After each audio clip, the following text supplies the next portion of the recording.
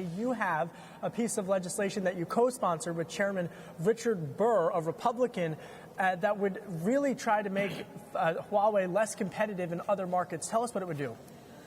Well, 5G and the issue of Huawei has been, over the last year plus, a bipartisan issue. This is one area where there's a lot of us that are in agreement with the administration.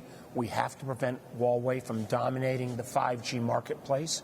And if we simply allow the market to play out, they'll end up with 60-70%. What we've not been able to offer our allies and even small telcos in America that purchased Huawei is, even if you're convinced Huawei is a national security issue, what is the alternative? China has put up close to $100 billion to back Huawei, which has got pretty good equipment. It also allows them to then price that equipment not on a market basis and offer enormously attractive financing plans.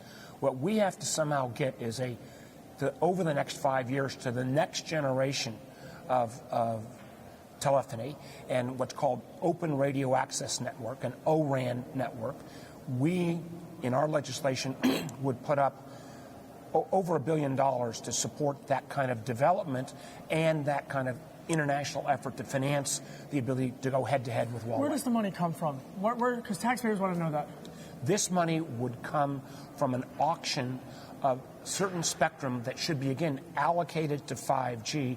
Currently, there are a series of satellite carriers that have this spectrum. We have to get them to give up that spectrum, and that legislation is also moving forward. And then the proceeds, some of the proceeds would go to build out broadband. Some of this would to say, how do we develop a Western, not just American, but Western alternative to Huawei over the next 5 years? We believe that will be an ORAN network. In the meantime, we've got to do more to shore up those competitors to Huawei, the Swedish company Ericsson, the Finnish company Nokia, and the Korean company Samsung. You know, I'm struck by this because right now Germany has a tough decision to make. China's trying to make inroads in German markets. They're pushing Huawei hard, and the Germans haven't decided. So what's the U.S. message to European allies? Well, not only Germany, but our closest allies, the Brits, are making this decision as well. They have Huawei equipment. I think most of their security apparatus realize it's not a good long-term solution to have your whole network dependent on 100% on a pure Chinese supplier, and particularly a supplier like Huawei that has such close ties to the Communist Party.